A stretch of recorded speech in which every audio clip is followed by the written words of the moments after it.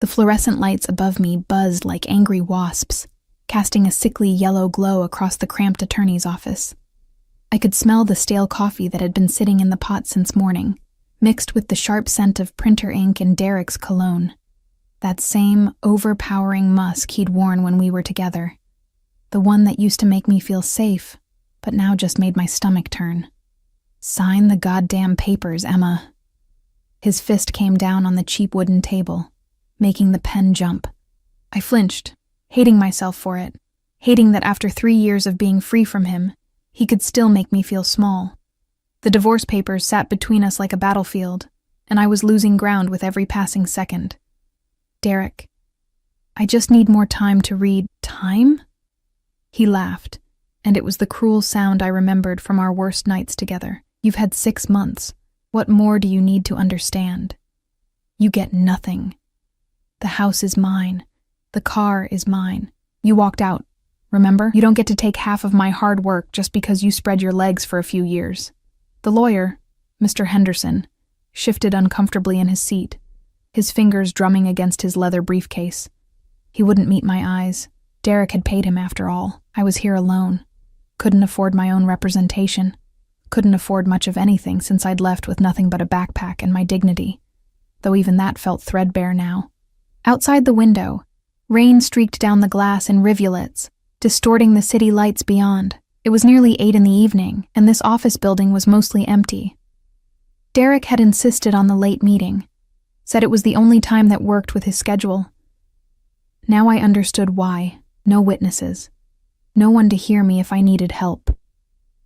"I'm not signing away my rights to the apartment," I said, my voice barely above a whisper.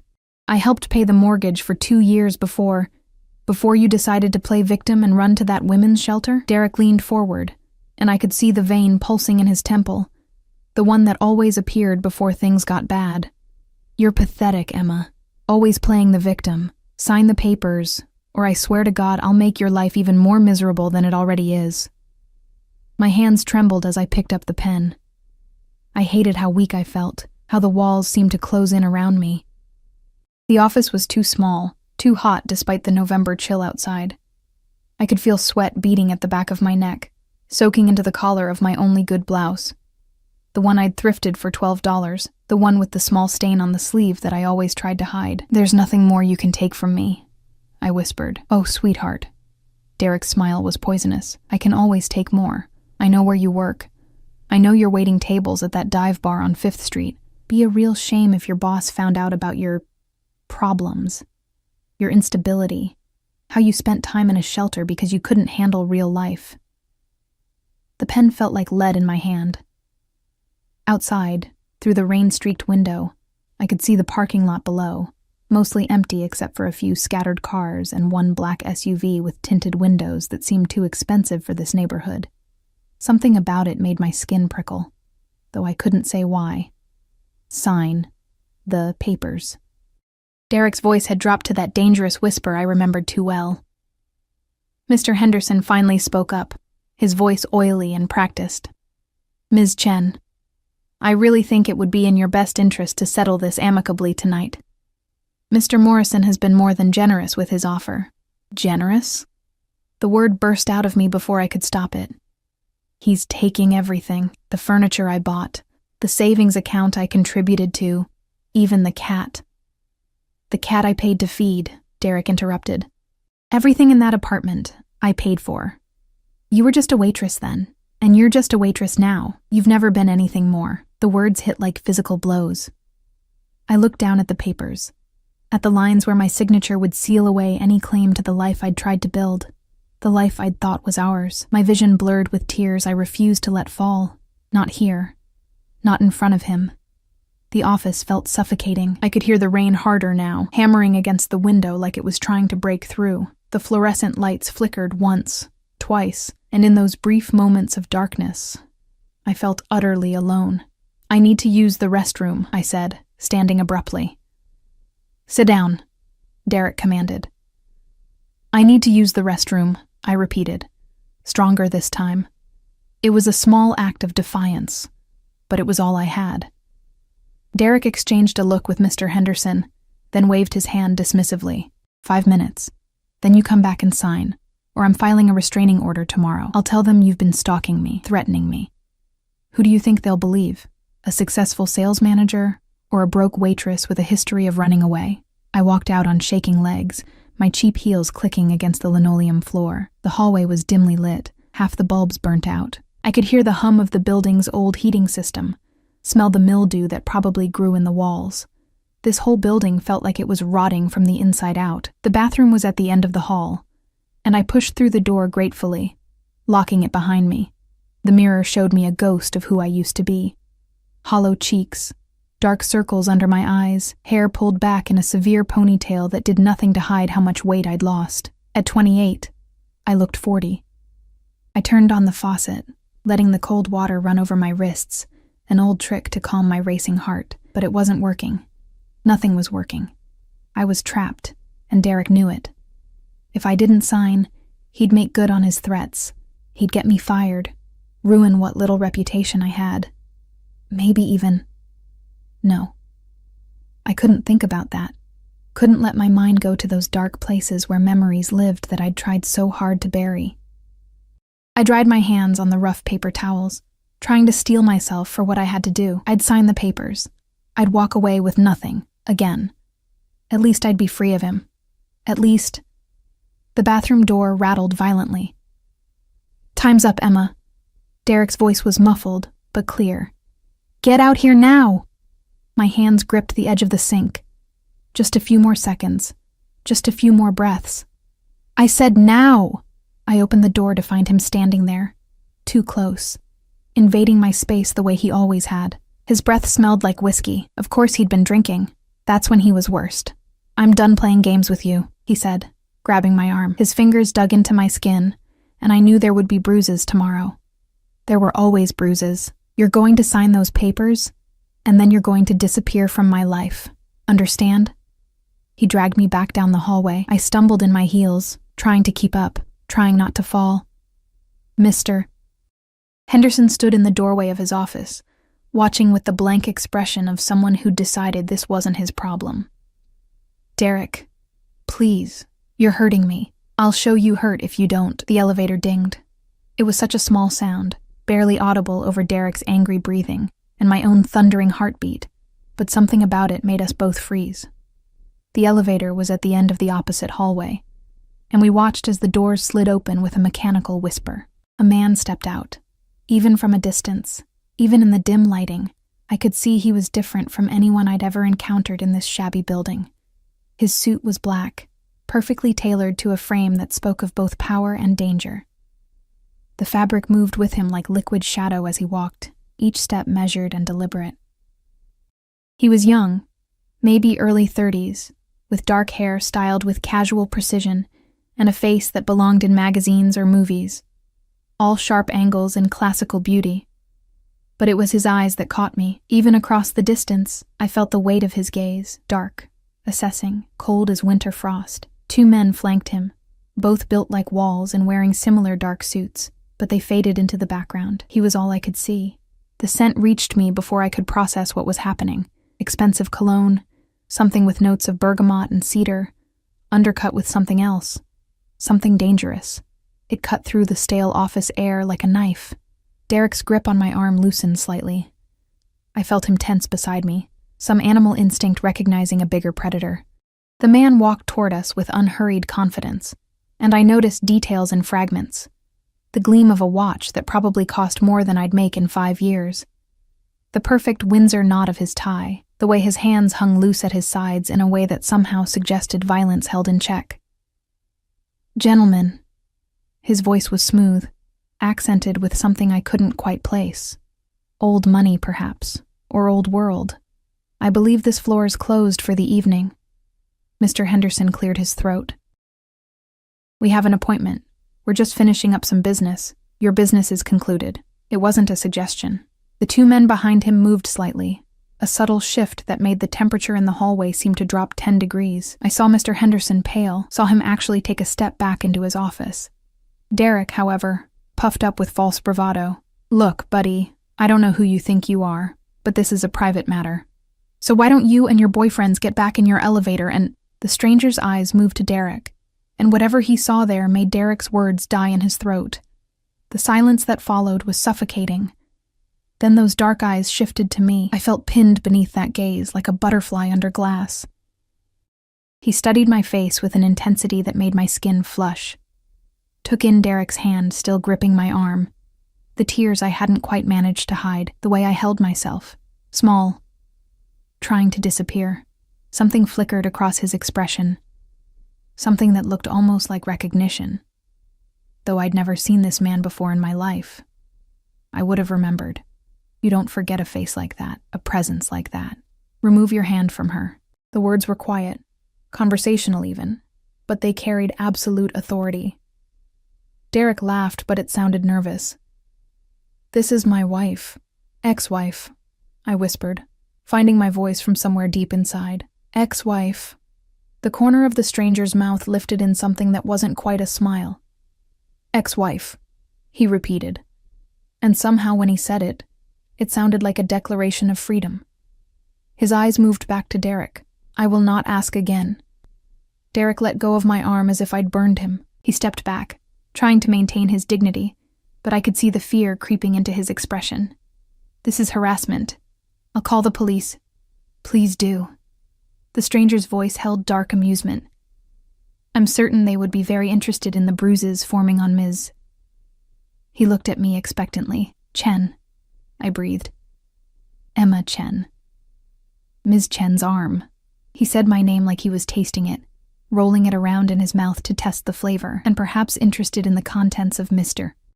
Henderson's safe, which I believe contained several falsified documents for other clients. Mr. Henderson made a strangled sound. How do you... I make it my business to know things. The stranger took another step closer, and I caught that scent again. Expensive. Intoxicating. Undercut with gunpowder and something metallic that my hindbrain recognized as danger. Now, Ms. Chen, did you want to sign those papers? Everyone was looking at me. Derek with barely contained rage. Mr. Henderson with desperate hope that this would all go away. The two bodyguards with professional disinterest. And him, this beautiful, terrifying stranger, with something in his eyes I couldn't name. My voice cracked. I don't know. Then you don't sign. He said it like it was the simplest thing in the world. Not tonight. Not until you're certain. She doesn't have a choice, Derek started. The settlement will wait. The stranger's voice cut through Derek's protests like a blade. Or it won't. Frankly, I don't care about your settlement, Mr. Morrison. But I do care about women being coerced into signing legal documents while clearly under duress. He glanced at Mr. Henderson. I believe that's grounds for the Bar Association to review your license, counselor. The threat hung in the air, crystal clear. Derek's face was turning red. Who the hell do you think you are? The stranger smiled then, and it was the most terrifying thing I'd ever seen. Beautiful and cold and absolutely merciless. Someone you don't want to know. One of the bodyguards stepped forward, and I noticed the telltale bulge under his jacket. Derek noticed too. The color drained from his face. We're leaving, Derek said quickly, grabbing his briefcase. This isn't over, Emma. You'll be hearing from my lawyer, a real lawyer. No, the stranger said softly. She won't. Something in his tone made it clear this wasn't a debate. Derek hesitated, looked like he wanted to argue, but Mr. Henderson was already gathering papers with shaking hands, clearly desperate to escape. They left together, practically running to the stairs rather than waiting for the elevator. And then I was alone in the hallway with three strangers who felt infinitely more dangerous than my ex-husband ever had. The man in the black suit turned to me, and his expression softened slightly. Though softened was relative. He was still intimidating as hell, still radiated power and danger, but something in his eyes was almost gentle. Are you all right, Ms. Chen? The question, asked in that smooth voice with what seemed like genuine concern, broke something inside me. I started to shake, the adrenaline finally catching up with me. My knees felt weak. I don't know what just happened. You were about to make a mistake. He took a step closer, and I should have been afraid, but somehow I wasn't. May I see your arm? I held it out without thinking, and his fingers, surprisingly gentle, pushed up my sleeve to reveal the angry red marks that were already darkening to purple. His jaw tightened, a muscle ticking beneath that perfect skin. "How long?" he asked quietly. "How long what? How long has he been hurting you?" The question was so direct, so intimate coming from a complete stranger, that I couldn't lie. 3 years together, 3 years apart. Tonight was the first time since I left that he touched me again. Those dark eyes lifted to mine, and I felt caught in their depths, drowning in something I didn't understand. It will be the last time. It wasn't a promise. It was a statement of fact, delivered with such absolute certainty that I believed him. "I should go," I whispered, though I had no idea where I would go. Back to my studio apartment with its broken heater and thin walls. Back to my life of scraping by, always one emergency away from disaster. "I'll have my driver take you home." "I can't. I don't even know who you are." He smiled again, and this time it reached his eyes, warming them slightly. "My name is Damien Castellano. And I've been looking for you, Emma Chen." The word sent ice down my spine. "What?" "Not you specifically," he clarified, though something in his expression suggested otherwise. "But I knew the moment I saw you in that window," he gestured to Mr. Henderson's office, "that you needed help. Call it instinct. And you just help random women in office buildings?" "No," he said simply. "I don't." The admission hung between us, heavy with implications I was too exhausted and confused to unpack. One of the bodyguards cleared his throat softly, and Damien glanced at him before returning his attention to me. "It's late. You're shaking. Let me at least ensure you get home safely." He paused. "No obligations, no expectations, just a ride home." Every instinct I had screamed that this was dangerous, that men like him, whoever he was, didn't do anything without expecting something in return. But I was so tired of being afraid, so tired of being alone, and something about the way he looked at me made me feel, for the first time in years, like I mattered. "Okay," I whispered. His smile was triumphant and possessive, and should have terrified me. It didn't. The elevator descended in silence, broken only by the soft hum of machinery and my own unsteady breathing. I stood between the two bodyguards while Damien faced the doors, his reflection sharp in the polished metal. Even in that distorted mirror he was striking, all clean lines and controlled power. I shouldn't have gotten in this elevator, shouldn't have agreed to anything, but Derek's fingerprints still burned on my arm, and the alternative was walking back out into the rain alone, taking the bus to my empty apartment where the walls were so thin I could hear my neighbor's television until 2 a.m. "Your arm," Damien said without turning around. "We should have ice on it." "It's fine," I lied automatically. The pattern of my life. Minimize, deflect, pretend everything was manageable. He turned then, and the space suddenly felt smaller. "It's not fine, Emma. May I call you Emma?" The way he said my name, with that slight accent curling around the syllables, made something flutter in my chest. "Yes, Mr. Castellano." "Damien." His eyes held mine. Just Damien.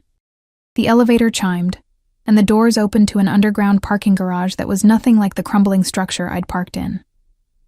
This was all polished concrete and perfect lighting, empty except for a handful of luxury vehicles that probably cost more than I'd earn in a lifetime. The black SUV I'd seen from the window sat waiting, and a driver stood beside it. Another man in a dark suit, another face that suggested violence was just a profession, not a personality trait. He opened the rear door as we approached. Damien gestured for me to enter. The interior smelled like leather, and that same expensive cologne. His scent, I realized. The seats were butter soft, and there was more leg room than in my entire studio apartment. A partition separated us from the driver, tinted so dark I couldn't see through it. One of the bodyguards slid into the front passenger seat while the other moved to a second vehicle I hadn't noticed. Damien settled beside me, close enough that I could feel the heat radiating from his body, far enough that we weren't touching. Somehow, the distance felt intentional, controlled. "Where do you live?" he asked as the driver pulled out smoothly. I gave him the address, my cheeks burning with shame. 5th Street. Everyone in the city knew 5th Street, where the desperate and the broken washed up, where the buildings hadn't been updated since the 70s, where you could rent a studio for cheap if you didn't mind the crime rate or the cockroaches. If Damien judged, his face didn't show it. He simply relayed the address to the driver through a speaker system, then turned his attention back to me. From a compartment in the door, he pulled out a first aid kit, because of course he had a first aid kit in his car. "May I?" He held up an ice pack. I nodded, unable to find words. He cracked the pack to activate it, the sound sharp in the quiet cabin, then gently wrapped it in a clean cloth before pressing it to my arm. His fingers were warm against my skin, his touch careful, almost reverent. "Tell me about him," Damien said quietly. "Your ex-husband. Why do you care? Humor me." I watched the city lights slide past the tinted windows, gathering my thoughts. "We met when I was 23. I was working at a diner, going to community college part-time. He was charming, successful. He made me feel like I was worth something." I laughed bitterly. Stupid, right? Not stupid. Human. He changed after we got married. Or maybe he didn't change. Maybe I just finally saw who he really was. The criticism started small. My clothes weren't nice enough. I wasn't educated enough. I embarrassed him in front of his colleagues. The words spilled out easier than I expected, like a dam breaking. Then came the isolation. He didn't like my friends, didn't want me talking to my family. Said they were toxic, that I was better off without them. Damien's jaw tightened, but he said nothing, just held the ice pack steady against my bruised skin. The first time he hit me, he cried after, begged for forgiveness, swore it would never happen again. I closed my eyes against the memories. It happened again, and again, until I couldn't remember what it felt like to not be afraid in my own home. "How did you leave?" A woman at the diner, Rosa, the cook. She noticed the bruises I tried to hide. She got me in touch with a shelter. I left with nothing but a backpack while he was at work. Filed for divorce from a borrowed phone. I opened my eyes, looking down at the ice pack. That was 3 years ago. He's been fighting it ever since, dragging it out, making it expensive so I couldn't afford a lawyer. Tonight was supposed to be the end of it. "It will be," Damien said, and again there was that absolute certainty in his voice. "But on your terms, not his. You don't understand. I can't afford—" "You can now." I pulled away slightly, suddenly wary. "I can't accept money from you. I don't even know you." "You don't know me yet," he corrected, a slight smile playing at his lips. "But you will." He removed the ice pack, examining my arm with a critical eye. "The bruising will be worse tomorrow. You should photograph it. Document everything from tonight. The coercion, the threats, all of it. Why? Because men like Derek Morrison need to understand there are consequences for their actions." His eyes met mine, and I saw something dangerous lurking in their depths. And I am very good at delivering consequences. The way he said it sent a shiver down my spine. Not fear, exactly, but awareness. This man was not safe. Whatever world he operated in, it wasn't the one I knew. Yet here I was, sitting in his vehicle, letting him tend to my wounds, feeling more protected than I had in years. "Who are you, really?" I whispered. "You're not just some good Samaritan who happened to be in that building." "No," he agreed. "I'm not." "Are you going to tell me?" He studied me for a long moment, and I had the sense of being evaluated, measured against some standard I couldn't see. Finally, he said, "I'm a businessman, Emma. I deal in investments, acquisitions, problem solving. I have resources and connections that most people don't." It was the truth, but not the whole truth. I could feel the weight of what he wasn't saying, the careful selection of words that revealed nothing while appearing to be transparent. "Why were you in that building tonight?" "A meeting with a potential associate who has offices on the 3rd floor. We finished early." His fingers traced the edge of the ice pack absently. "I saw you through the window as we were leaving, saw him grab you, saw the fear on your face. And you decided to interfere in a stranger's life?" "Yes." "Why?" Something shifted in his expression. A shadow of memory, perhaps, or old pain carefully concealed. "Because someone should have interfered in another woman's life once, and no one did. Because I have the power to help, and choosing not to use it makes me complicit." He paused. And because when I saw you, something inside me recognized something inside you. Survival. Strength masquerading as fragility. A will that hasn't been broken despite someone's best efforts to break it. His words carved into me, finding places I'd kept hidden even from myself. I wanted to look away from the intensity of his gaze, but found I couldn't. You don't know me, I said. But it sounded weak even to my own ears. Not yet, he repeated, and this time it sounded like a promise. The SUV slowed, and I realized with a start that we were on 5th Street, pulling up in front of my building. The contrast was jarring, this luxury vehicle in front of my decrepit apartment building with its peeling paint and broken security door. Damien looked at the building, his expression carefully neutral, but I saw the slight tightening around his eyes. Calculating, assessing. This is where you live. It wasn't a question, but I answered anyway. Rent controlled. It's all I can afford on a waitress salary. Which bar? Smokey's, 3 blocks from here. He nodded slowly, committing the information to memory with the focus of someone who forgot nothing. The driver appeared at my door, opening it with professional efficiency. The November air rushed in, cold and damp with rain that had finally stopped but left everything glistening and dark. I moved to exit, but Damien's hand on my wrist stopped me. Gentle but unmistakable. Wait. From his jacket pocket, he pulled out a business card, expensive cardstock with embossed lettering that caught the streetlight. A phone number, nothing else. If Derek contacts you again, if anyone contacts you about the divorce, the settlement, anything, you call me first. Understood? I can't... Emma. He said my name like a command and a caress simultaneously. Take the card. I took it, the paper heavy between my fingers. Why are you doing this? Because I want to. He released my wrist, but I could still feel the warmth of his touch. And because you deserve someone in your corner who isn't afraid of men like Derek Morrison, and you're not afraid of him. His smile was sharp as broken glass. I'm not afraid of anyone. I believed him. I stepped out into the cold night, my heels clicking on wet pavement. The bodyguard who'd ridden in front appeared beside me, a silent shadow. Marco will see you safely to your door, Damien said from inside the vehicle. That's not necessary. It is to me. There was no arguing with that tone. Marco gestured politely toward the building, and I walked with this stranger beside me, hyper-aware of his presence, of the way he moved with predatory grace, of the bulge under his jacket that I now recognized as a weapon. The building's security door hung slightly ajar. It had been broken for months, and the landlord refused to fix it.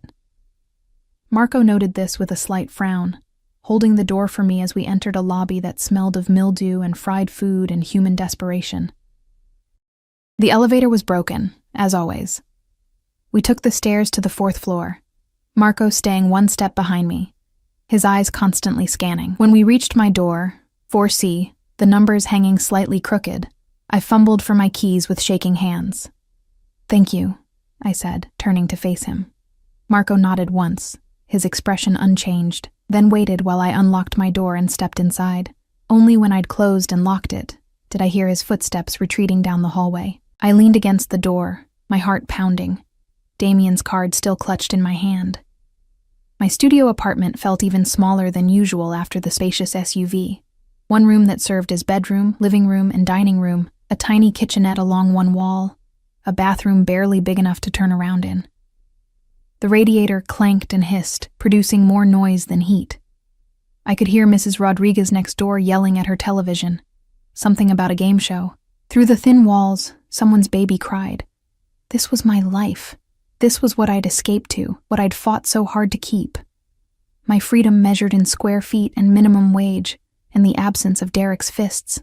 I looked down at the business card. The number seemed to glow in the dim light from my single lamp. My phone buzzed in my purse, making me jump. I pulled it out, a cracked iPhone I'd bought used 2 years ago, and saw 3 messages from an unknown number. You'll regret tonight. This isn't over. I'll make you sorry you embarrassed me. Derek. Of course. He'd probably been typing furiously the entire drive home, working himself into a rage, deciding that tonight's humiliation was somehow my fault. My hands shook as I screenshot the messages, remembering Damien's advice to document everything. Then, before I could second-guess myself, I dialed the number on his card. He answered on the first ring, as if he'd been waiting. Emma. Just my name, but the way he said it made me feel less alone in my shabby apartment. He's texting me. Threats. I read them aloud, my voice steadier than I felt, silence on the other end, but I could feel his anger through the phone, cold and controlled and absolutely lethal. Send me screenshots, Damien said finally, and block his number. He'll just use another phone. He won't contact you again after tonight. Trust me. There it was again. That absolute certainty. That sense that Damien Castellano made statements, not promises, because his word was simply fact waiting to happen. How can you be sure? Because I'm going to make certain he understands the consequences of bothering what's mine. The words hung in the air between us. What's mine? Possessive. Claiming. I should have been offended, should have objected, but instead I felt something warm unfurl in my chest, something dangerous that felt like hope. I'm not yours, I said. But it came out as a question. Not yet, he said for the third time. And now it sounded like inevitability. Get some rest, Emma. Tomorrow will be better than today, I promise you that. He hung up before I could respond. I stood in my tiny apartment, holding my phone, feeling the imprint of his words on my skin like a brand. Through the window, I could see the black SUV still idling at the curb, a dark sentinel in the night, watching, protecting, claiming. I should have been afraid. I wasn't. I pulled out my laptop, another secondhand purchase, and emailed the screenshots to the number Damien had called from. Then I blocked Derek's number, feeling a small surge of power in that simple action. The SUV's headlights flashed once, twice, before it pulled away from the curb and disappeared into the night, taking Damien Castellano with it, and leaving me with more questions than answers. I touched the bruises on my arm, then looked at his business card still in my hand. Heavy cardstock, embossed numbers, the weight of possibility. Tomorrow, I would go to work at Smokey's and pretend tonight never happened. I would serve drinks and smile at customers and collect tips that never quite covered rent. I would survive, because that's what I did. But something had shifted tonight. Some door had opened that I didn't know how to close. Wasn't sure I wanted to close. I placed Damien's card on my nightstand, next to the lamp, where I could see it. And for the first time in 3 years, I fell asleep feeling safe. The smell of stale beer and fried food greeted me as I pushed through the back door of Smokey's at 4:30 the next afternoon. The bar wouldn't open for another half hour. But I always arrived early, partly because I needed the job too much to risk being late, partly because the walk from my apartment gave me time to prepare the mask I wore for customers. Today, the mask felt heavier than usual. "You look like hell, Chica," Rosa called from the kitchen, her round face appearing in the service window. She was 50-something, built like someone who'd survived hard years and come out stronger, with hands that could turn out perfect enchiladas and comfort in equal measure. "Rough night," I said, tying my apron around my waist. The black fabric hid the cheap slacks I'd thrifted, the white button-down that had seen better days. My uniform of invisibility. "Derek?" Her voice sharpened with concern. "He wanted me to sign the papers. I didn't." I busied myself with checking the bar stock, counting bottles I'd counted 100 times before. Anything to avoid her knowing eyes. Good. "That pendejo doesn't deserve to take anything more from you." She paused. "But that's not what has you looking like you saw a ghost." I touched my arm unconsciously, where the bruises had indeed darkened overnight into an ugly purple-black canvas. I'd covered them with a cardigan despite the bar's perpetual warmth, couldn't bear to see them or explain them. "I met someone," I said finally. Rosa's eyebrows shot up. "A man?" "It's not like that. He just helped me. With Derek." The explanation felt inadequate. Couldn't capture the intensity of Damien's presence, or the way he'd looked at me like I was something precious and breakable and worth protecting. "Helped you how?" Before I could answer, my phone buzzed in my pocket. I pulled it out, expecting spam, or maybe my landlord demanding rent that wasn't due for another week. Instead, I found a message from an unknown number. "Good morning, Emma. I trust you slept well. A lawyer will contact you today regarding your divorce proceedings. Her name is Catherine Walsh. She's the best. Don't worry about payment. It's handled. D." My breath caught. A lawyer. The best. Payment handled. Emma? Rosa's voice seemed to come from far away. You okay? You just went pale. Another message appeared. Also, Derek Morrison will not be contacting you again. Ever. The certainty in those words, even typed on a screen, sent a shiver through me. What had Damien done? What kind of man could send a text message at 4:30 in the afternoon and make promises that sounded like prophecies? I have to make a call, I said, already moving toward the back alley where I could have privacy. The November air bit through my cardigan as I stepped outside, but I barely felt it. My fingers trembled as I pulled up Damien's number. Already saved in my contacts, though I didn't remember doing it. Maybe I'd done it last night in that hazy space between sleep and consciousness, when his voice still echoed in my head. He answered immediately. Emma. That voice, smooth as whiskey, dark as sin. Did you receive my messages? You can't hire me a lawyer. I can't accept that. You can, and you will. No room for argument. Catherine is already reviewing your case. She'll call within the hour. Damien, I don't understand what's happening. Why are you doing this? Silence stretched between us, filled only by my harsh breathing and the distant sound of traffic. When he spoke again, his voice was softer, almost gentle. Because you needed help, and I have the means to provide it. Because Derek Morrison deserves to lose everything he tried to take from you. Because... He paused, and I heard something shift in his tone, something raw beneath the control. Because I want to. That's not a reason. It's the only reason that matters. A muffled conversation in the background, someone speaking rapid Italian. I have to go. Accept Catherine's call. Trust me, Emma. I don't know if I can. Then learn. He hung up, leaving me staring at my phone in the cold alley, my heart racing. I wanted to be angry, wanted to feel manipulated, controlled, but underneath the confusion and fear, I felt something else entirely. Relief. For the first time since I'd left Derek, someone was fighting for me. Someone with the power to actually make a difference. The phone rang. Unknown number. I answered. Ms. Chen, this is Catherine Walsh. I believe we have some legal matters to discuss. Her voice was crisp, professional, the kind that commanded boardrooms and courtrooms with equal ease. I leaned against the brick wall, trying to steady myself. Mr. Castellano hired you. Mr. Castellano retained my services on your behalf, yes. I've reviewed the documentation from your attempted settlement last night. Quite the circus, from what I understand. Mr. Henderson should be reported to the bar, and will be by end of business today. The casual competence in her voice was almost dizzying. I can't afford... That's not your concern. Your concern is answering my questions honestly, so I can build the strongest case possible. Now, shall we begin? For the next 20 minutes, I stood in that alley and told Catherine Walsh everything. The marriage, the abuse, the isolation, Derek's financial manipulation, last night's coercion. She made efficient notes, asked pointed questions, never once made me feel like I was anything less than a client who deserved her full attention. I'll have preliminary papers filed by tomorrow morning, she said finally. Mr. Morrison is going to discover that dragging out divorce proceedings is significantly more expensive when the other party has proper representation. I expect we'll have a settlement within 6 weeks. One that's actually equitable. 6 weeks? I'd been fighting for 3 years. 6 weeks, she confirmed. I don't lose, Ms. Chen, ever. She hung up, leaving me staring at my phone like it might contain answers to questions I didn't know how to ask.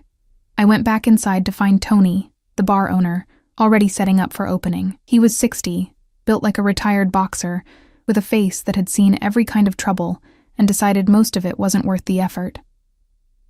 You're distracted today, he observed, pulling a case of beer from the cooler. Sorry, Tony. Won't happen again. Didn't say it was a problem, just an observation. He studied me with shrewd eyes. Those bruises on your arm, your ex? I'd forgotten to adjust my sleeve. The cardigan had shifted during my conversation, exposing the edge of Derek's handiwork. I quickly covered it. It's handled. Good. Because if it wasn't, I know people. Everyone in this neighborhood knew people. It was how you survived. Networks of mutual protection. Favors owed and paid. The informal economy of the desperate and determined. Actually handled this time, I assured him. I have a lawyer now. His eyebrows rose. Yeah. That's good, Emma. You deserve someone in your corner. The bar filled slowly as evening approached.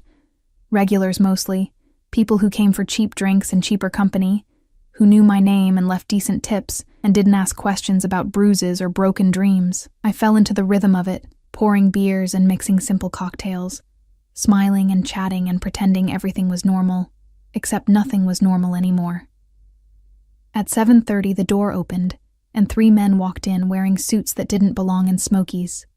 I recognized the type immediately. Corporate, expensive, probably slumming it on a dare or looking for some working-class authenticity to tell stories about later. They sat at the bar, and I approached with my customer service smile firmly in place. What can I get you, gentlemen?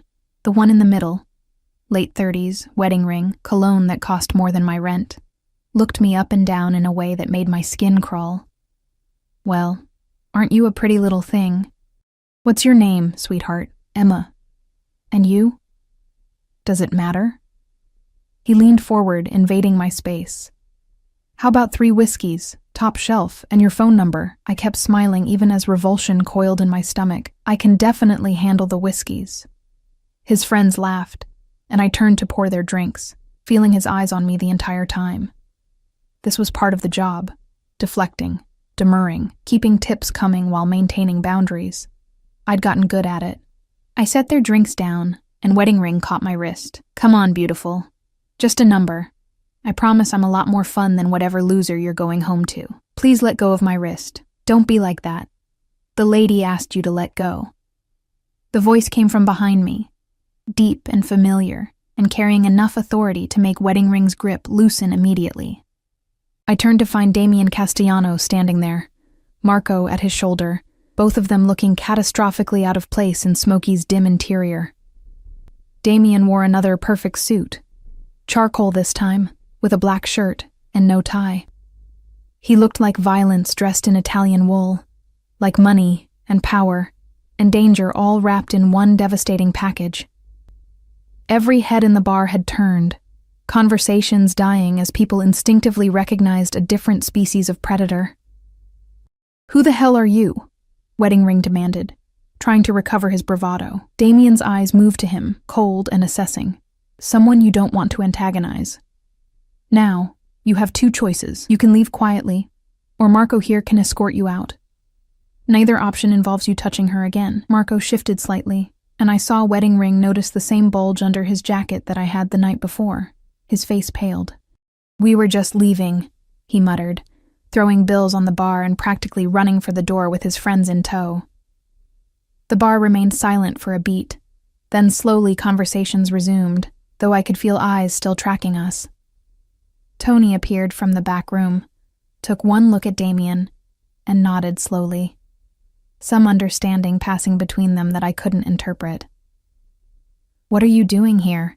I asked Damien, my voice barely above a whisper, checking on you. He moved closer, and I caught his scent, bergamot and cedar and something indefinable that made my pulse race.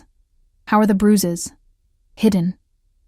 I was hyper-aware of the stairs, of Rosa watching from the kitchen window with frank curiosity, of Tony pretending not to listen while obviously listening. You can't just show up at my work. Why not? Because... I struggled for words. Because you don't belong here. Because people will talk. Because I make you nervous, he finished, a slight smile playing at his lips. Good. You should be nervous around me, Emma.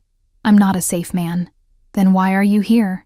His expression turned serious. Because safe men don't protect you from people like Derek Morrison. Safe men don't ensure that lawyers who enable abusers lose their licenses. Safe men don't make certain that entitled assholes in bars keep their hands to themselves. He paused. Safe men are useless to you right now. The truth of it hit me hard. He was right. Safety was a luxury I couldn't afford, and Damien was offering something far more valuable: protection, resources, power. I spoke with Catherine Walsh, I said. And she's terrifying and competent, and I don't know how to thank you. Don't thank me. His hand lifted, hesitated, then gently touched my cheek. Just a brush of fingers that sent electricity through my entire body. "Just let me help you." "Why?" I whispered. "Please just tell me why." Something shifted in his expression. Some old wound showing through the careful control. "Because 8 years ago, someone I loved was in a situation like yours. And I wasn't there to help her. By the time I found out, it was too late." The words hung between us, heavy with grief and regret. "What happened to her?" "She died." His voice was flat, emotionless, but I could see the pain beneath. Her husband killed her, and I was halfway around the world building an empire instead of protecting my sister. My breath caught. "Damien." "So yes, Emma, I'm helping you because I can. Because I have the power and resources and connections that I didn't have 8 years ago. I'm helping you because every time I see a woman in trouble, I see Sophia. And maybe if I save enough people, eventually I'll stop seeing her face every time I close my eyes." The raw honesty of it broke something open inside me. I understood now. The intensity, the certainty, the possessive protection. This wasn't about me. Not really. It was about a ghost he couldn't save and a guilt he couldn't shed. But somehow, that made it more real. More honest. "I'm sorry," I said softly. "Don't be." He withdrew his hand, the moment of vulnerability passing as quickly as it had appeared. "Just let me do this. Let me help." Tony approached, wiping down the bar near us. "Everything good here, Emma?" "Yes," I said, not taking my eyes off Damien. "Everything's fine." "Good. Because closing time's in 4 hours and you still have customers." It was a polite dismissal, and Damien recognized it. He nodded to Tony with something like respect, then turned back to me. "I'll have Marco stationed outside until your shift ends. He'll ensure you get home safely." "That's not necessary." "It is to me," he said, echoing last night's words. "Humor me, Emma. Please." The please did it.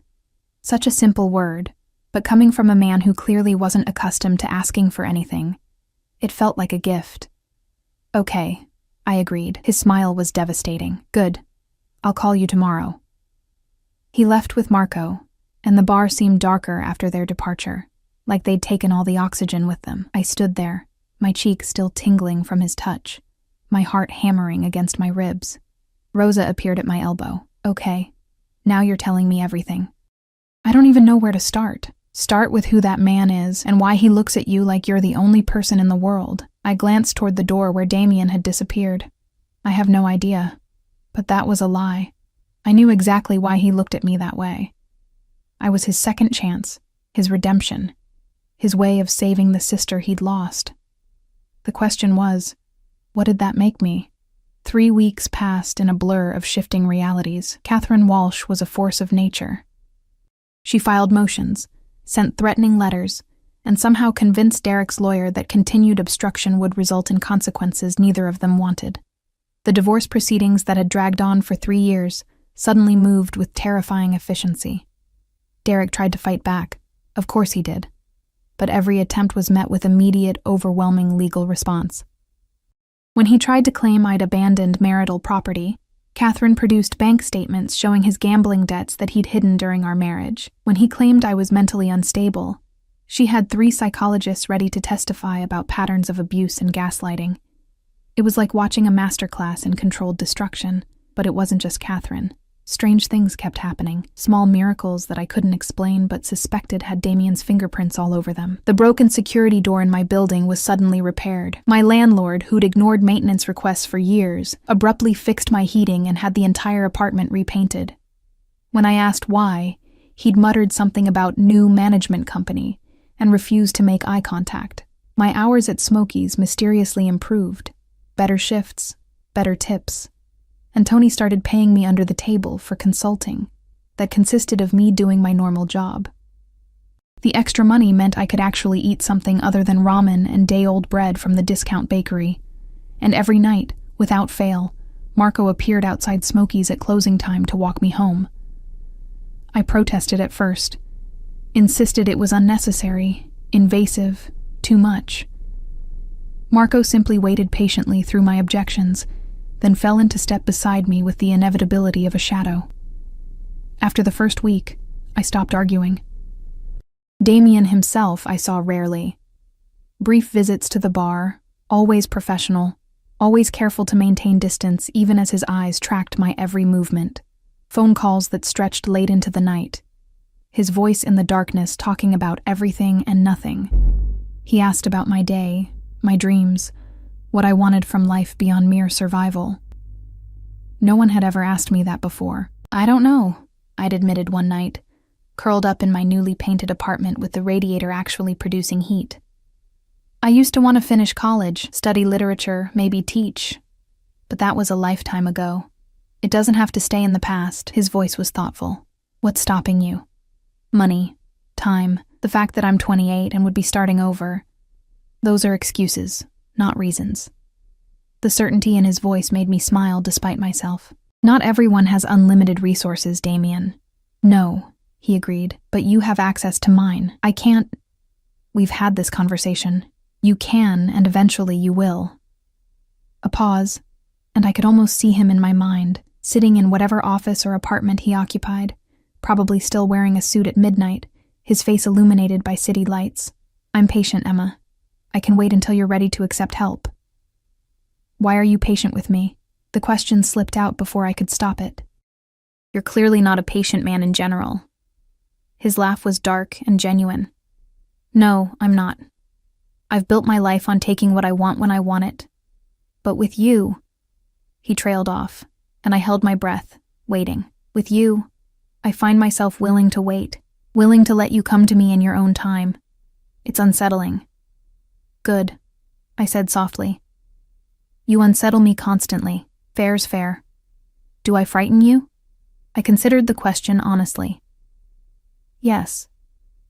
But not the way Derek frightened me. With him, I was afraid of what he would do to me. With you, I'm afraid of what you make me feel. And what do I make you feel? The question hung in the darkness of my apartment, intimate and dangerous. Safe, I whispered. You make me feel safe, and that terrifies me, because I've learned that safety is usually an illusion, not with me. His voice dropped lower, became almost rough. I would burn the world down before I let anyone hurt you again, Emma. That's not an illusion. It's a promise. The intensity of his words should have sent me running. Instead, I felt warmth bloom in my chest. Dangerous and addictive. Your sister, I said carefully. Sophia. Tell me about her. Silence stretched so long I thought he'd hung up. Then. She was 3 years older than me, raised me after our parents died when I was 15. She gave up everything to make sure I could finish school, go to university. Met her husband during my second year. He seemed perfect. Successful, charming, attentive, like Derek. Exactly like Derek. Bitterness crept into his tone. I was too busy building my business to notice how she changed, how she became smaller, quieter, always apologizing for things that weren't her fault. By the time I understood what was happening, she'd isolated herself completely, wouldn't take my calls, wouldn't see me. I tried to intervene, but she defended him, said I was jealous of her happiness. That's what abusers do, I said quietly. They make you defend them, make you complicit in your own destruction. I know that now. Then, I just felt helpless, angry, a long breath. I left for a business trip to Tokyo. 3 weeks. When I came back, she was dead. He claimed it was an accident, that she'd fallen down the stairs. The police believed him. He walked free. Oh, Damien. He didn't walk free for long. His voice went cold, empty. 6 months later, he died in a car accident. Brake failure. Very tragic. The implication was clear, and I should have been horrified. Instead, I felt a fierce satisfaction that Sophia had been avenged, even if it came too late to save her. Is that what you do? I asked. Fix things that are broken? Deliver justice when the system fails? Among other things. He paused. Does that bother you? It should, I admitted, but no, it doesn't. Good. I could hear the smile in his voice, because I'm not going to stop, Emma. Not for you, not for anyone.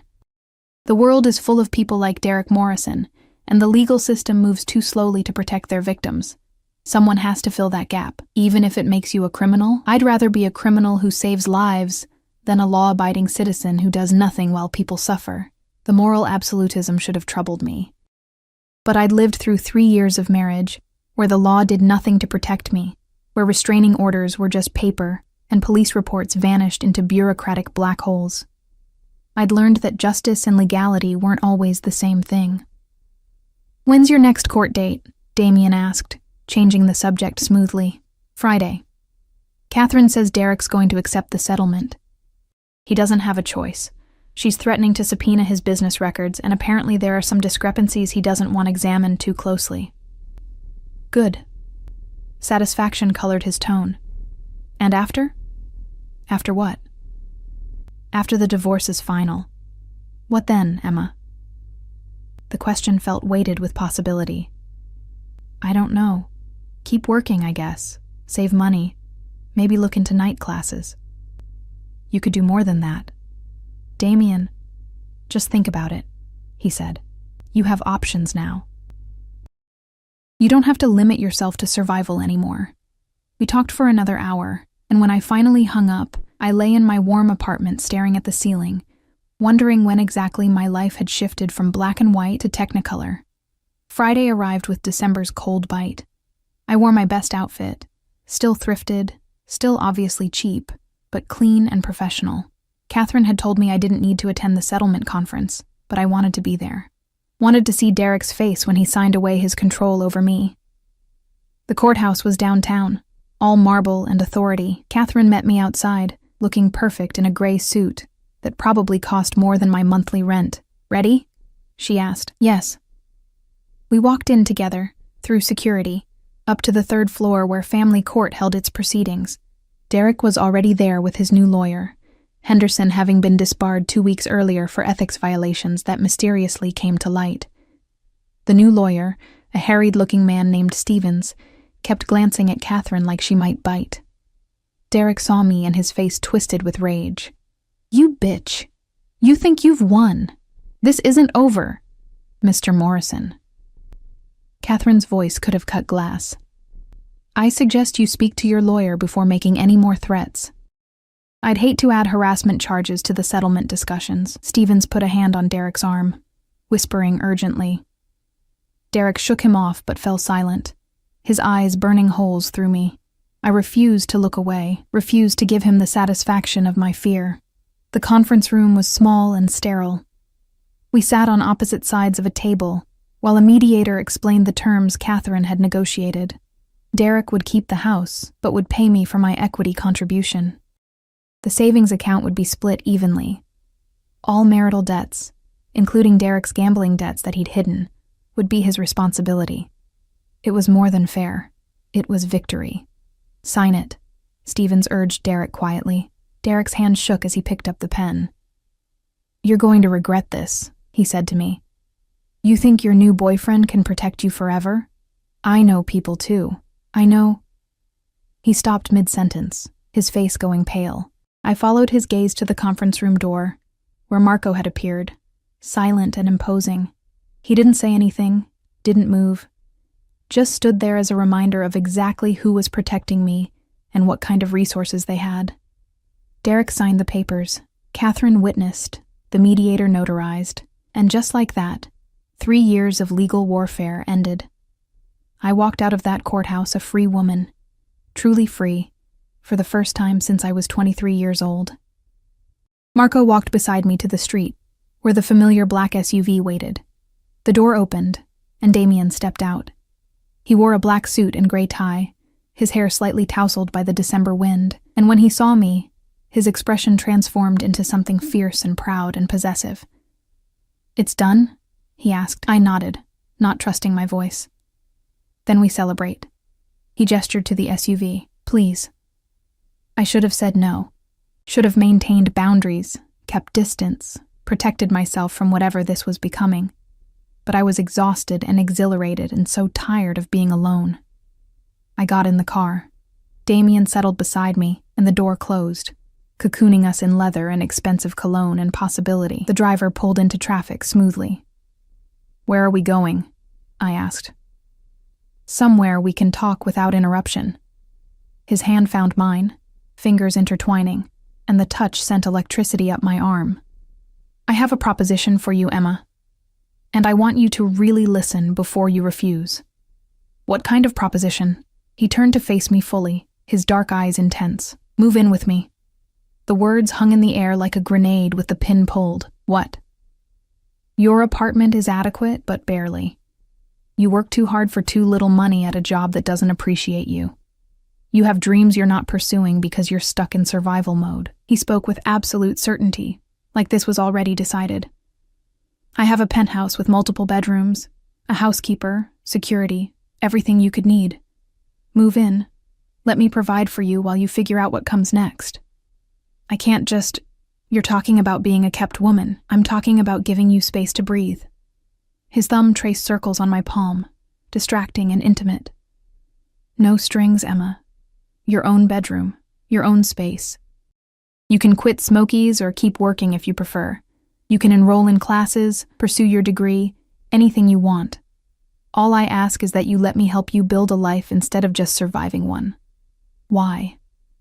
The question came out as a whisper. Why do you care this much? Because I can't seem to stop caring. His free hand lifted to cup my cheek, and I leaned into the touch without thinking. Because when I see you, I see strength and resilience and beauty that's been beaten down but never broken. Because you deserve more than a studio apartment with a broken heater and a job that doesn't value you. Because... He paused, his expression turning vulnerable in a way I'd never seen. Because I'm halfway to obsessed with you, Emma Chen. And I'm not fighting it anymore. My breath caught. Damien. I know it's too much, too fast. I know I should be patient, give you time, let you come to this decision on your own. But I'm not a patient man, and I want you safe and cared for, and mine. The last word came out rough, possessive. So I'm asking, begging, if I have to, move in with me. Let me take care of you. Please. The please undid me, just like it had at the bar. I looked into his eyes and saw hunger and need, and something deeper, darker, more intense. He wanted to possess me, protect me, own me in ways that should have sent me running. But I'd spent 3 years in a cage. Derek had locked me away and beaten me down, and tried to break me. Damien was offering a different kind of cage, a gilded one, lined with silk and safety, with doors I could open if I chose. The difference was choice, agency, power. I need time to think, I said finally. Disappointment flickered across his face, but he nodded. How much time? A day. Let me process everything that happened today. Let me sit with this offer and really consider it. One day, he agreed. But Emma, I should tell you something. What? His smile was dark and beautiful and completely unapologetic. I always get what I want. Always. And I want you. So think carefully, because I'm not accepting no as a final answer. I'm just accepting it as not yet. The words should have angered me, should have triggered every warning bell about controlling men and possessive behavior. Instead, they made heat pool low in my belly and my pulse race. Because this wasn't Derek's control, brutal and diminishing, designed to make me small. This was Damien's control, fierce and protective, designed to make me safe, and maybe, just maybe, I was tired of being strong alone. I didn't sleep that night. My newly painted apartment felt smaller than ever, the walls closing in despite the working heat and fixed windows. I paced the limited floor space, wearing a path between the kitchenette and the bed, turning Damien's proposition over in my mind like a puzzle I couldn't solve. Move in with me. 3 simple words that represented a chasm I wasn't sure I could cross. On one side, independence hard-won through blood and tears, self-reliance forged in the fires of survival, the knowledge that I could make it alone even if barely. On the other side, Damien Castellano with his dark eyes and darker promises, offering safety and comfort, and something that felt dangerously like belonging. My phone sat on the nightstand, silent. He'd promised to give me a day, and true to his word, he hadn't called or texted, but I could feel his presence anyway, like gravity pulling at me from across the city. At 3 a.m, I gave up on sleep and made coffee with the expensive grounds that had mysteriously appeared in my cupboard 2 weeks ago. Another gift I hadn't asked for, but couldn't bring myself to refuse. The brew was rich and dark, nothing like the cheap instant I'd survived on for years. Everything Damien touched transformed into something better, including me. I caught my reflection in the window. Still thin, still tired, but different somehow. My eyes held something they hadn't in years. Not quite hope, but not quite despair either. Possibility, maybe. The dangerous belief that life could be more than just endurance. My laptop sat on the small table, and I opened it on impulse, typing Damien's name into the search bar. I'd avoided doing this before, afraid of what I might find, but now I needed to know exactly who I was considering binding my life to. The results were illuminating and terrifying in equal measure. Damien Castellano, 32 years old, CEO of Castellano Investments, a private equity firm with holdings in real estate, technology, and what the articles diplomatically called security services. Net worth estimated in the hundreds of millions. Photographs of him at charity galas, business conferences, always in perfect suits with beautiful women on his arm, who never appeared in more than one photo. But it was the older articles that made my breath catch. References to his sister's death 8 years ago. Speculation about his rapid rise in business afterward. Suggestions of connections to organized crime that were never quite proven. A profile piece that described him as ruthlessly effective and not a man to cross. One article from an Italian newspaper, run through translation software, was more explicit. Castellano operates in the gray spaces between legal and illegal, wielding power through both legitimate business and less savory connections. Those who oppose him tend to find their fortunes rapidly declining through means that are difficult to trace back to him directly. I should have been horrified. Should have slammed the laptop closed and blocked his number and run as far as possible from a man who was clearly dangerous in ways I couldn't fully comprehend. Instead, I felt a strange calm settle over me. Because I'd already known, hadn't I? Had known from the moment he appeared in that hallway with his bodyguards and his absolute certainty that he operated outside normal rules. Had known when Derek's lawyer was disbarred with suspicious timing, when my building's maintenance issues suddenly resolved, when Marco appeared every night like a well-armed shadow. Damien Castellano was not a good man by conventional standards, but he was good to me. Good for me, perhaps. And after years of Derek's cruelty disguised as love, maybe I needed someone whose darkness was honest, whose possessiveness came with actual protection instead of prison bars. Dawn broke slowly over the city, painting my window in shades of pink and gold. I watched the sun rise over buildings that had witnessed my suffering and survival, feeling something shift inside me, a decision crystallizing like ice forming on glass. I picked up my phone and called him. He answered before the first ring finished, his voice rough with what might have been sleeplessness or concern or both. "Emma." "Yes," I said simply. "Yes. Yes, I'll move in with you. Yes. I'll let you help me. Yes to whatever this is between us that I don't have a name for yet." I paused, gathering courage. "But I need you to promise me something. Anything. No hesitation. Just absolute certainty. Promise me that if I want to leave, you'll let me go, that this isn't just another cage with a prettier lock." Silence stretched between us, and I could almost feel him considering the words, weighing them against his nature, against the possessiveness I'd seen in his eyes, the need to control and protect and own. "I promise," he said finally, "that I will never force you to stay.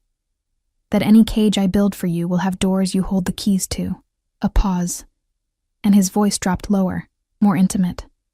"But I also promise that I will do everything in my power to make you never want to leave, to give you reasons to stay that have nothing to do with locks and everything to do with choice." The honesty of it stole my breath. Okay. I could hear the smile in his voice, the triumph. "I'm sending Marco to you now. Pack what you want to bring. Anything you don't want to carry will have moved later." "Damien," I just agreed. "Can I have a few hours too? I've waited 24 hours, which is approximately 23 hours and 59 minutes longer than I wanted to wait. I'm not waiting anymore." The command in his voice sent shivers down my spine. "Pack, Emma. You're coming home." Home. The word echoed in my mind as I hung up, foreign and familiar at once. I looked around my studio apartment, at the peeling paint that had been covered but still showed through, At the furniture I'd collected piece by piece from thrift stores and street corners, at the life I'd built from nothing with bleeding hands and stubborn will.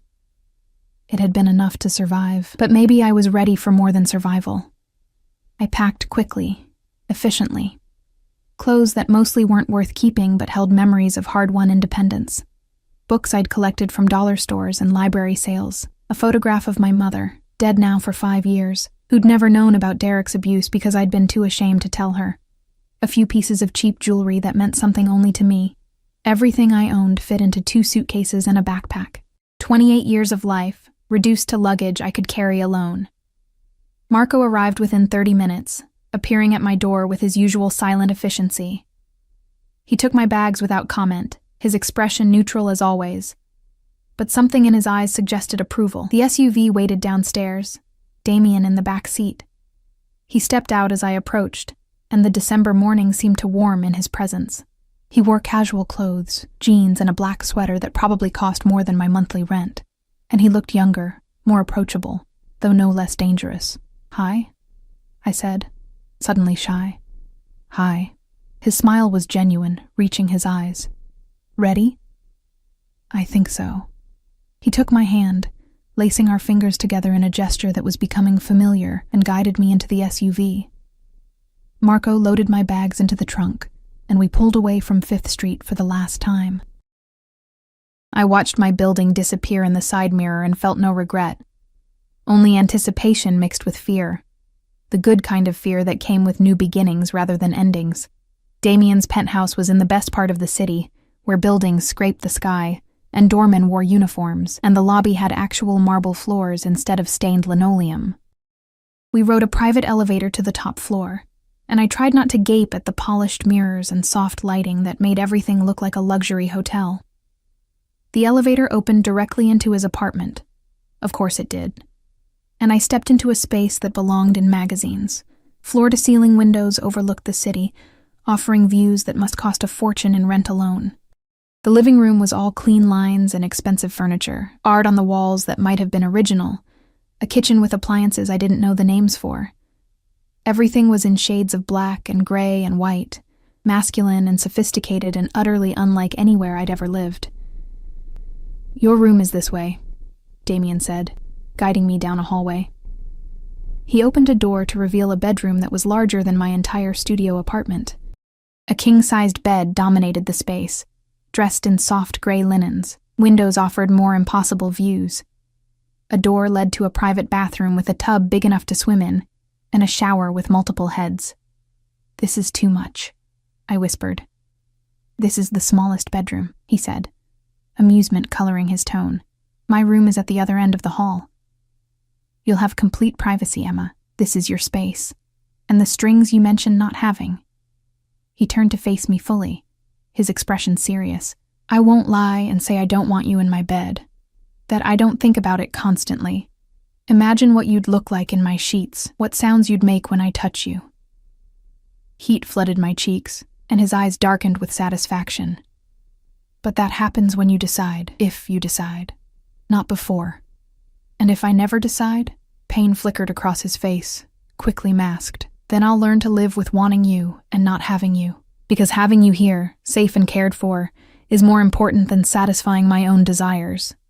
The honesty was devastating. I stepped closer, drawn by something I didn't fully understand. Attraction, yes, but also recognition. He'd been broken by loss just as I'd been broken by abuse, and we'd both rebuilt ourselves into people who knew how to survive, but not how to truly live.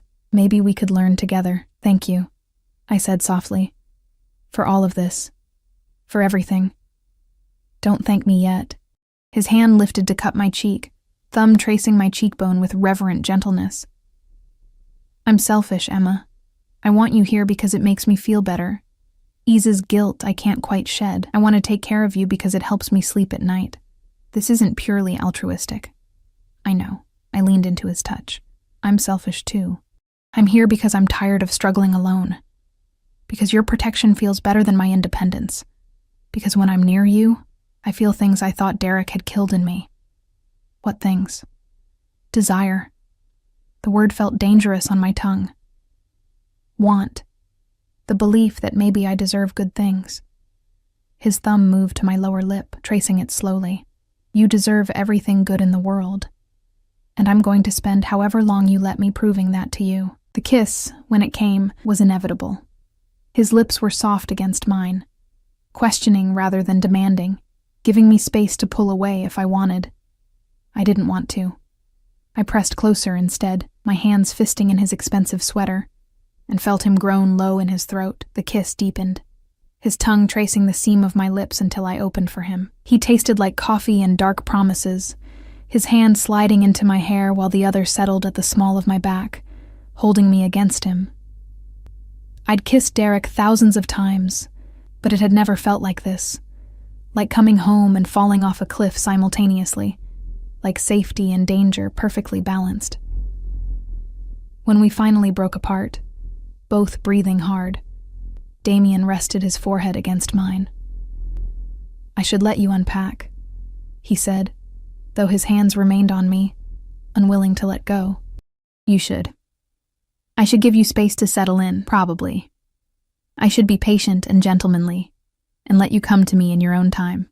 That would be very considerate. He pulled back just enough to look into my eyes, and what I saw there made my pulse race. I don't want to be patient or gentlemanly, Emma. I want to carry you to my bed and show you exactly how thoroughly you've destroyed my self-control. Heat pooled low in my belly. Then why don't you? Because you deserve better than a man who can't wait. Because you've been rushed and controlled and coerced, and I refuse to be another man who takes what he wants without caring what you need. The restraint cost him. I could see it in the tension of his jaw, the tightness around his eyes. And that restraint, that obvious struggle against his own desires for my benefit, undid something inside me. What if what I need, I said slowly, is to feel wanted, to be with someone who chooses me not because he can control me, but because he can't help himself? His eyes darkened to nearly black. Emma, I'm choosing this, choosing you, not because I'm afraid or coerced or have no other options. I stepped back, pulling him with me toward the bed, but because for the first time in my life, I want something just for me, and what I want is you. The last thread of his control snapped. He kissed me again, harder this time, walking me backward until my legs hit the bed. We fell together onto soft sheets, and his weight above me felt nothing like Derek's had. Not crushing or threatening, but protective. Safe even in intensity. Tell me to stop, he breathed against my neck. And I stop. Always. Understand? I understand. I arched into his touch as his hand skimmed my sides. Don't stop. What followed was revelation. Damien touched me like I was precious. Like every gasp and moan I made was a gift he'd been waiting his whole life to receive. He learned my body with patient intensity, finding places that made me shudder, discovering what made me beg, and when we finally came together, when he filled me completely and stilled to let me adjust, he looked into my eyes with such fierce possession that I felt claimed in the best possible way. Mine, he whispered against my lips. Yours, I agreed, and meant it.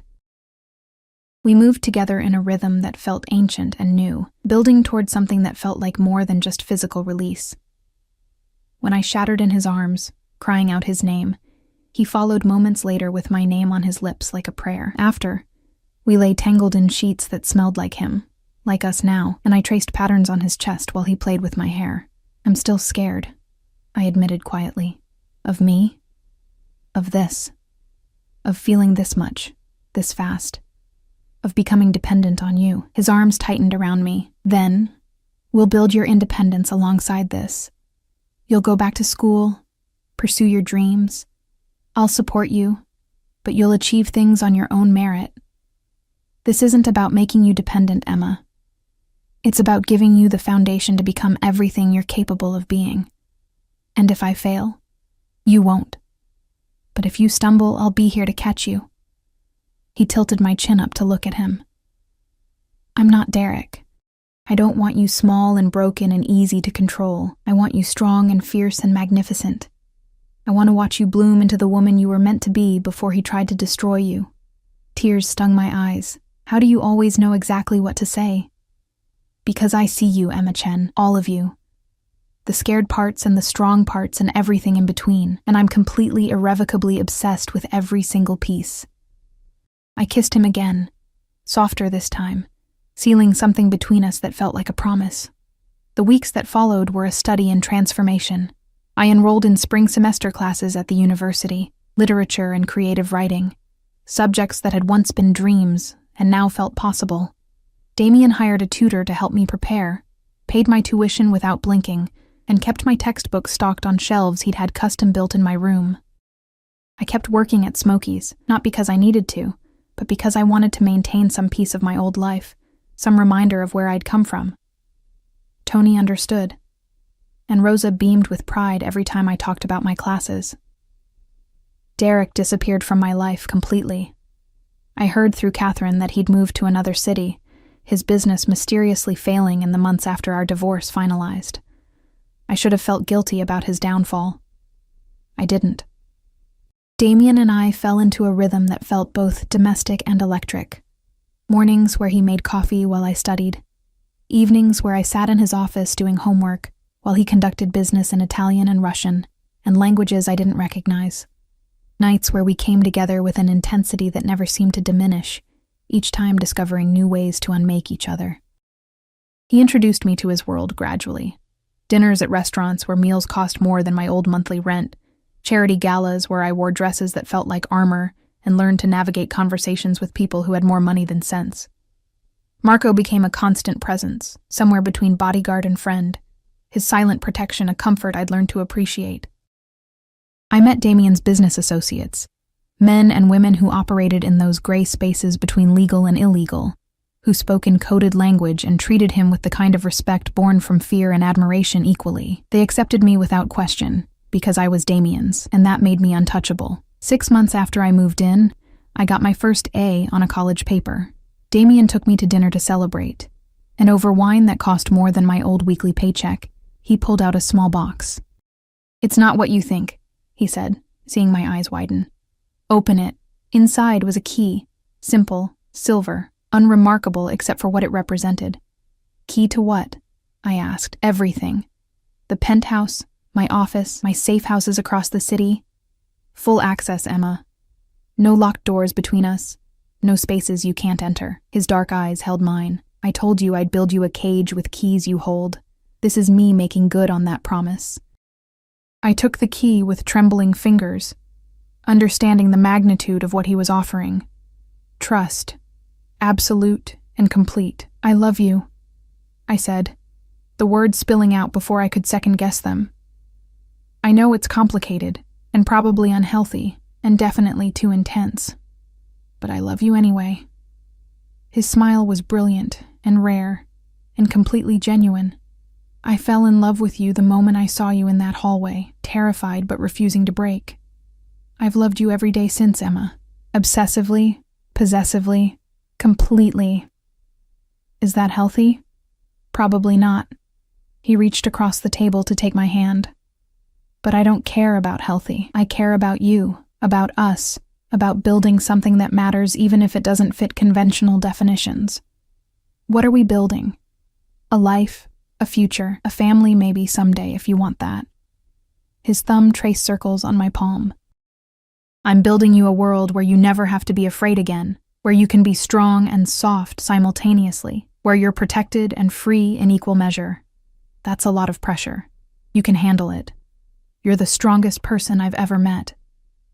I laughed through tears I hadn't realized were falling. "I'm a mess, Damien. I have nightmares about Derek. I still flinch sometimes when doors slam. I'm in therapy 3 times a week trying to unpack years of trauma. And you're still here, still fighting, still growing stronger every day."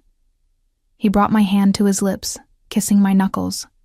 "That's not being a mess, Emma. That's being a survivor, and I'm honored to witness it." We went home that night and made love slowly, tenderly, his hands reverent on my skin, and afterward, wrapped in his arms with the city lights painting patterns on the ceiling, I felt something I'd never expected to feel again.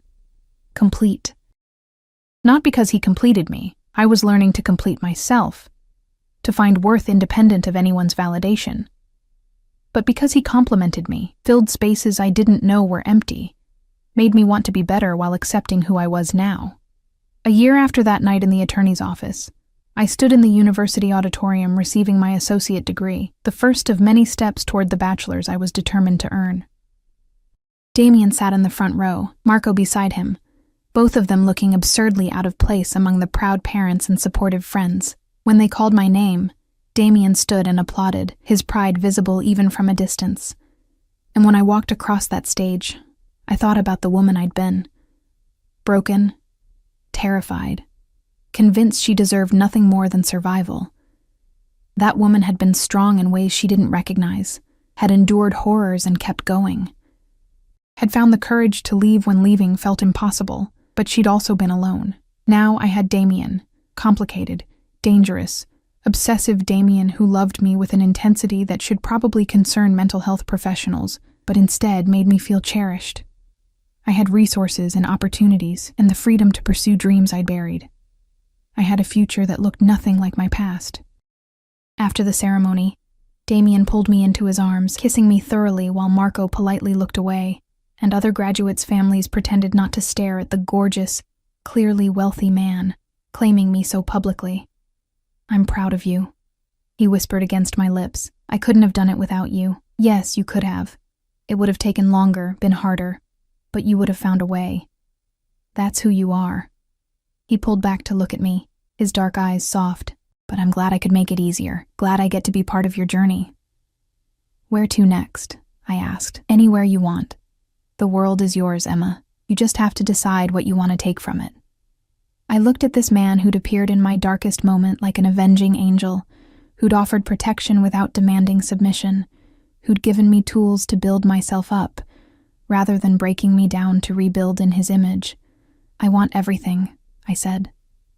"With you." His smile was triumphant. "Then everything is what you'll have." We walked out of that auditorium hand in hand, Marco trailing behind like a well-dressed shadow, and I felt the last piece of Derek's influence crumble away. I was Emma Chen, survivor, student, beloved. I was free, and I was finally, completely home.